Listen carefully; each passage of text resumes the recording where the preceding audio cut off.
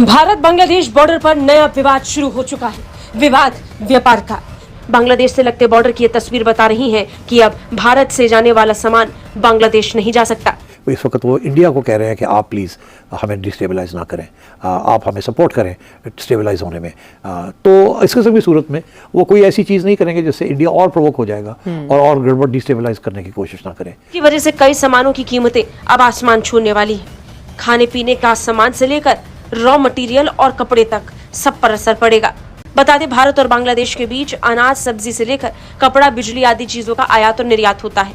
पड़ोसी देश बांग्लादेश के साथ भारत का आयात कम और निर्यात ज्यादा है। बांग्लादेश जो है ना, ये मिनी पाकिस्तान बनेगा। ये इतना डूबेगा सोच भी नहीं सको, क्योंकि जो टेक्सटाइल इतनी ऊपर है, उनकी जो वुमेन एम्पावरमेंट इतनी ऊपर थी, अब ये जमात इस्लामी आ रही है। तो सबसे पहले आज जो बयान आया उन्होंने यही कहा कि अगर ये जो अटैक्स हो रहे हैं माइनॉरिटीज़ के ऊपर, नाम नहीं लिया उन्होंने, मगर उनका जो इशारा है वो हिंदुओं की तरफ है कि ये अगर अटैक्स बंद नहीं होंगे तो मैं रिज़ाइन कर दूंगा। बड़ा सख्त स्टेटमेंट है। ये आने वाले टाइमों में आपको 2-4 साल बाद समझ आएगा कि आपने ये क्या किया। अपने पांव पे खुद कुल्हाड़ी मारी आपने, और यकीन मानिए तब्दीली नहीं लेके, ये बर्बादी लेके आए अपने मुल्क से। एक सी तारीख है इस पूरे खित्ते की, इन तीनों की अगर हम देखें कि दो मुसलमान मुल्क में जमहूरियत क्यों नहीं पनप सकी आखिर। क्या ना देखें, ये बात आपकी दुरुस्त है, मुसलमान मुल्कों में जमहूरियत एक प्रॉब्लम है।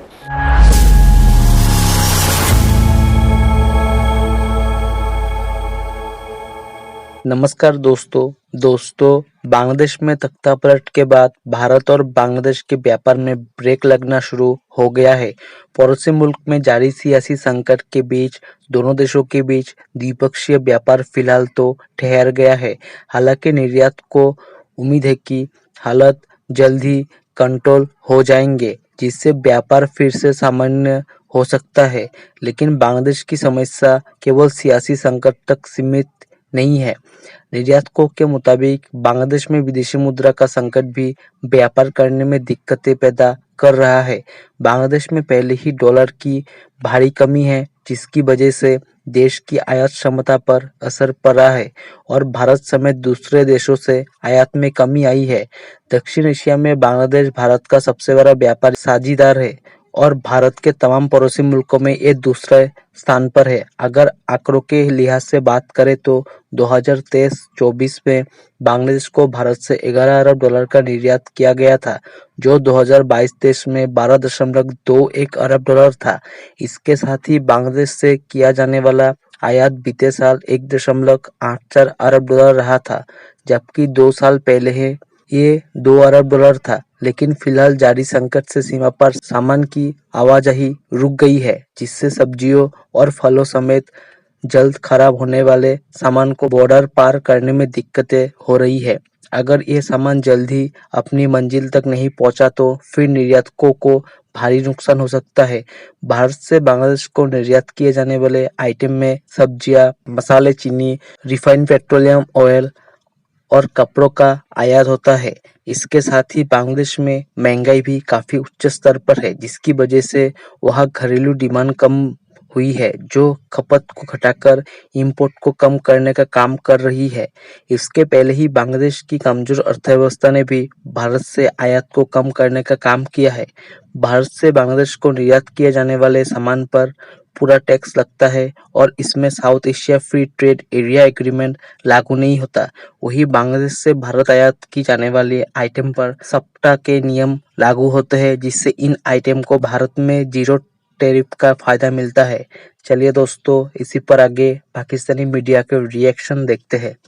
इंडिया ने बांग्लादेश का हुक्का पानी बंद कर दिया है। इंडिया और बांग्लादेश के बॉर्डर के ऊपर ट्रेड सस्पेंड हो चुकी है। सैकड़ों की तादाद में ट्रक खड़े हैं, लेकिन इंडिया उन ट्रक्स की सप्लाई बांग्लादेश को नहीं दे रहा, जिसके अंदर फूड आइटम्स है, जिसके अंदर ग्रोसरी है। 6000 के करीब आप लगा ले कि कमोडिटी है, वो ऐसी अशिया है जिसका रोजमर्रा की जिंदगी में बहुत ज्यादा, जिसे बोलते हैं, इन्फ्लुएंस रहता है। और बांग्लादेश के अंदर जो है, अब जिस तरह पाकिस्तान के अंदर हालात हुए, आटे के क्राइसिस, सब्जी के क्राइसिस, आलू के, टमाटर के, मेडिसिन के, क्या वो भी पाकिस्तान की तरह ही हो जाएगा बांग्लादेश? तो उन्होंने क्या किया, इंडिया के खिलाफ उन्होंने वहां पर ऐसी कैंपेनें शुरू कर दी कि इंडिया यहाँ पर जो शेख हसीना वाजिद है, जो उन्होंने सिविल डिक्टेटरशिप कायम, ये सारा इंडिया का रोल है। तो इंडिया सारी ये इल्जाम उधर भी गया है, सारे इल्जाम वो इंडिया पे डाल रहे थे। यानी शेख हसीना को वो कहते हैं कि इनडायरेक्टली इंडिया ही सपोर्ट कर। तो वहां पर उन्होंने ऐसे हालात पैदा कर दिए ताकि इंडिया से उनका जो ट्रेड है ना, वो खत्म हो जाए। वो खत्म होगा तो बांग्लादेश जाहिर है वो गिरेगा, इंस्टेबिलिटी के नीचे हाँ, जाएगा, हाँ। क्योंकि उसका जो आप कह सकते हो जो टेक्सटाइल है वो बहुत ऊपर जा रहा और है। जब से इनके हालात बिगड़े हैं, इंडिया के टेक्सटाइल के ऑर्डर्स बढ़ते चले जा रहे हैं, हकीकत- इंडिया और बांग्लादेश के बंद हो और गए हैं। बांग्लादेश के बंद करते थे। देखो 1971 में बांग्लादेश बना, आज हमसे आगे, आज इंडिया ने बांग्लादेश का ट्रेड सस्पेंड कर दिया। अगर इनकी ट्रेड की मालियत 2023-24 देखा जाए, $14 बिलियन की ट्रेड हुई है इंडिया और बांग्लादेश के बीच। इतनी ज्यादा ट्रेड हुई और आज वो खतरे में आ आज गई। वो खतरे में। इंडिया जो है ना, इंडिया को आप कह सकते हो इंडिया एक बहुत बड़ी पॉपुलेटेड कंट्री है, सही है। जहाँ पर पॉपुलेटेड कंट्री है, अगर आप वहाँ पर ट्रेड करोगे तो इसका आपको 100% मुनाफा फायदा, होगा। yes। अगर हम पाकिस्तान की बात करें, पाकिस्तान अगर उनके साथ ट्रेड करना चाहता तो आज है हम- तो हम बहुत आगे जा सकते हैं। देखो आप उनकी GDP देखें कितनी ऊपर है, कितने आगे। क्यों आगे? क्योंकि वहाँ पर उन्होंने सारे इंस्टीट्यूशन को इक्वल रखा हुआ है। उन्होंने एक टनल प्रोवाइड किया है कि इस टनल से आपने जाना है, you can not go from that tunnel. आप इस टनल से इधर उधर नहीं जा सकते हो, you are even allowed just in this tunnel. आप उस टनल में अलाउ, आप इधर उधर नहीं जा सकते। उस अच्छा। टनल में वो आपको डायरेक्शन जबरदस्त, देंगे, हाँ। इस डायरेक्शन के मुताबिक आपने चलना हाँ, है। हाँ। लेकिन अगर आप अपनी मर्जी करोगे कि नहीं मैंने इस टनल में नहीं जाना है, मैं इधर जा रहा हूँ, बाकी मतलब सारे वहाँ पे अवाम की हुकूमत है और अवाम ही चला रही है ना, अवाम ये ही बात चला, है। अवाम ही को डेमोक्रेसी नाम इसी चीज का है। सही बात है। बांग्लादेश की ट्रेड हो रही थी, वो तकरीबन थी कोई $16 बिलियन थी ना, 14-16 ठीक है। 16 हाँ। बिलियन थी। तो ये ट्रेड अगर ख़त्म हो गई, आप देखेंगे बांग्लादेश में काफ़ी मतलब सिलाव वगैरह आते हैं, तो गारमेंट्स एक्सपोर्टर वो सेकंड लार्जेस्ट है पूरी दुनिया में।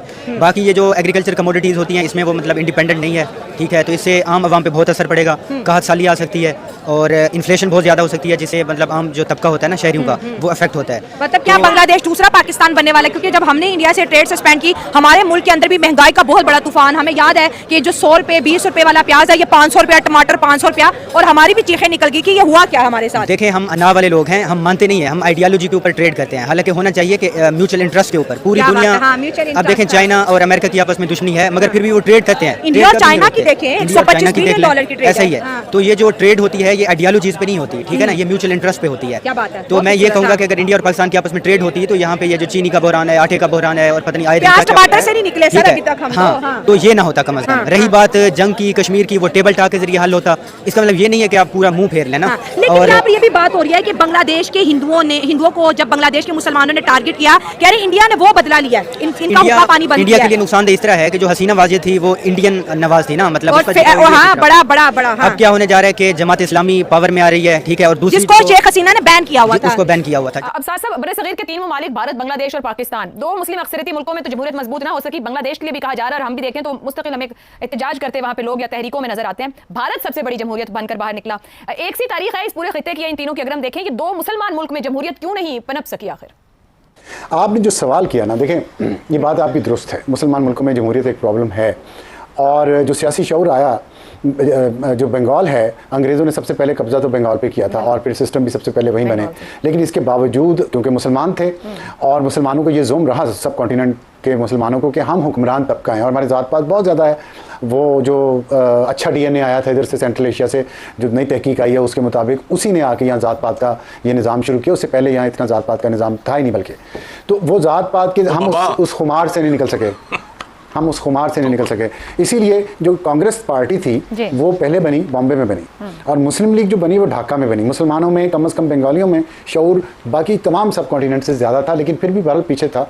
तो इसलिए एक वजह तो ये है कि मुसलमानों में जो खुमार है और वो और ये जो हसन साहब ने बड़ी अच्छी मिसाल दी है कि हमारा खर्चा, हम चादर अपनी उतनी होती नहीं जितने पाँव फैलाते हैं, इसलिए हर महीने के आखिर में हमारा खर्चा खत्म हो जाता है। लेकिन दुनिया ऐसी नहीं है, दुनिया बेहतर हो गई है। और दूसरी बात यह है कि मैंने देखा कि दुनिया में जितनी तरक्की हुई है ना, वेस्ट की आप तरक्की देख लें, इन सब ममालिक ने किसी, ये इंपीरियलिस्टिक ममालिक थे, Roman empire, Ottoman empire, Greek empire, किसी भी एम्पायर का नाम ले लें, उन्होंने ब्रिटिश एम्पायर, उन्होंने दूसरे मुल्क में कब्जा किया, वहाँ को लूटा ला के अपने मुल्कों को उन्होंने बना लिया। हमें ऐसा कोई मौका ही नहीं मिला सब कॉन्टिनेंट को, इसलिए हम सबसे ही पीछे रह गए हैं। या अफ्रीका है क्योंकि उनको भी मौका नहीं मिला। एक चाइना वाहिद मुल्क है दुनिया में इस वक्त जो तरक्की कर रहा है इसके बगैर कि उन्होंने दूसरे मुल्कों पर कब्जा नहीं किया। इवन जापान ने भी दूसरे मुल्कों पर कब्जा किया और उस तरह उन्होंने अपने आप को एक इंपीरियल पावर साबित किया। तो हमारे लिए चाइना की मिसाल बेहतर है बजाय इसके कि हम इधर देखें कभी उधर देखें। और वो यही है कि सर झुका के मेहनत करें, अपनी पॉपुलेशन को एजुकेट करें, मुआशी तरक्की करें, और फिर जाके हम शायद कहीं कौमों में अपनी कोई जगह बना सकें। हमने तो अभी सोचा नहीं है कि हम कुछ करेंगे अफसार साहब, मगर बांग्लादेशियों ने सोचा कि वो कुछ करेंगे जरूर। उन्होंने फाशिस्ट गवर्नमेंट को उलट दिया, वहां पर उनका मुस्तकबिल नजर आता है जो वो चाह रहे हैं मिल जाएगा। देखिए ये भी हमारा प्रॉब्लम है, हम हर गवर्नमेंट को फैशिस्ट कह देते हैं। तो और क्या कर रहे थे शेख हसीना वाजिद सर, उनके इलेक्शंस पे सवाल जितना निशान है। अरसा हसीना वाजिद ने बांग्लादेश में हुकूमत की है, इतना अरसा पाकिस्तान पीपल्स पार्टी ने सिंध में हुकूमत की है। आप बांग्लादेश की तरक्की की आपने इतनी मिसालें दी हैं, आप बताएं सिंध में गुर्बत कम हुई है? खैबर पख्तूनख्वा में 10 साल हो गए हैं एक हुकूमत को, क्या वहाँ गुर्बत कम हुई है? नहीं हुई ना। हमारे ये मसाइल नहीं जो उनके हैं, वो जो जैगम साहब ने बात की है कि अगर आप तरक्की हो भी जाए और इंसानी हकूक को डिनाई करेंगे तो वो तरक्की ट्रांसलेट नहीं हो सकती एक परमानेंट सिचुएशन में, जो कि यूरोप ने वेस्ट ने की है। जय हिंद दोस्तों, स्वागत है आपका आपके YouTube चैनल जय हिंद पर। वीडियो को लाइक और चैनल को सब्सक्राइब जरूर करें और हम आपके लिए पाकिस्तानी मीडिया के एक से बढ़कर एक लेटेस्ट वीडियो लाते रहेंगे।